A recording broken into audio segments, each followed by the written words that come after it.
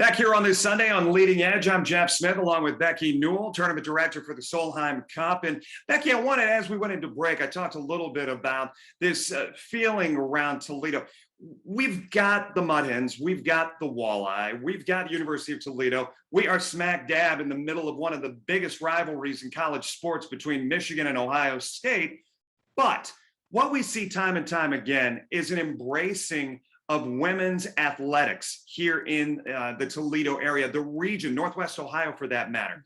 What is it about the support and this region that gets behind it so well each and every time?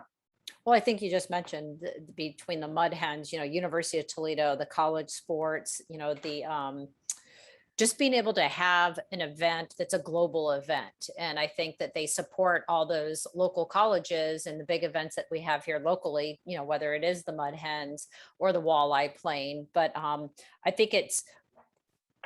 I believe what Solheim Cup has done is built the foundation for future events for the city of Toledo. We were the guinea pigs, and looking what all the city has done to set us up for success, that's what we've done. So to be able to showcase to, 220 countries around the world that this was streamed is pretty amazing. And then 32 hours of live coverage of TV on NBC and golf was pretty spectacular. So raising the bar is what I'm hearing from you for tournaments here down the road. Even the Marathon Classic, maybe they got some ideas. They took away some ideas from what they saw happen here. Of course, the planning for that year to year, this one a few years in planning. But what does that say to you as far as the ability to host more tournaments, bigger tournaments, more spectacles for Northwest Ohio? Well, I think that's what, we're saying is that we've set that stage, set the foundation for future events. I don't want to take anything away from whether it's the Dow event, the Marathon Classic, the Meyer event. I mean, these year-to-year events are pretty spectacular as well. But, this is the LPGA's marquee event. It's our biggest event that we have on our schedule.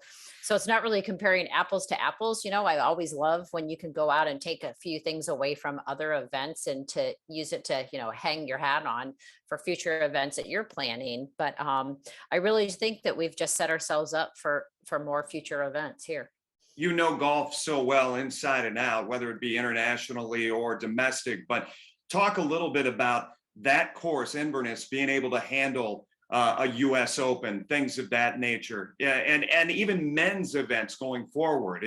Did we showcase it enough this week, you think?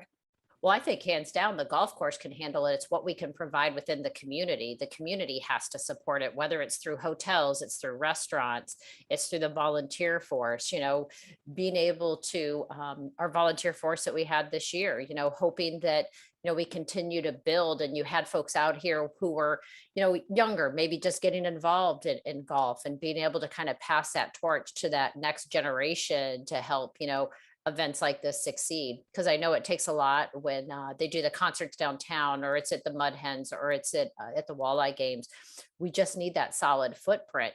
I know Inverness has it under control here, and John Zimmers and his crew from a golf course standpoint, but we also need the community to support an event like this or future events. Yeah, and I have to ask you, walking down Summit Street on Friday night, leading into the beginning of Fan Fest, and even at the kickoff party that happened down in Hensville. I mean, I guess taking that all in and seeing the response, you had to be taken aback for a moment.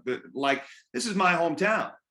Oh, absolutely. And we were excited to be able to take events. We'd never taken opening ceremonies offsite. We've never had the Solheim After Sundown offsite. Galas have been, but being able to include and potentially attract more of a fan base to the Solheim Cup. Maybe those were those ticket purchasers that didn't buy ahead of time. And once they saw what was, happening at Solheim After Sundown, or even the opening ceremonies, they wanted to grab a ticket and come out here to Dorr Street and come to Inverness. Our last 30 seconds, the final takeaway from the European team. What was said to you about how it all went off and what they thought of the job that you guys and the city of Toledo did?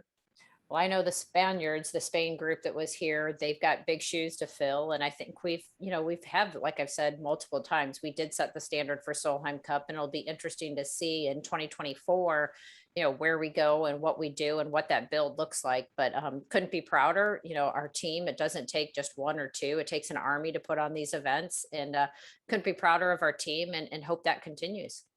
Becky Newell, well done. I know the work that went behind it just in interviewing you in the past, and we appreciate all that you guys did, and it went off really, really well. Great job. Well, thank you, and thank you to the community, and look forward to some upcoming events. All right. Becky Newell, Tournament Director for the Solheim Cup. We'll be back right after this.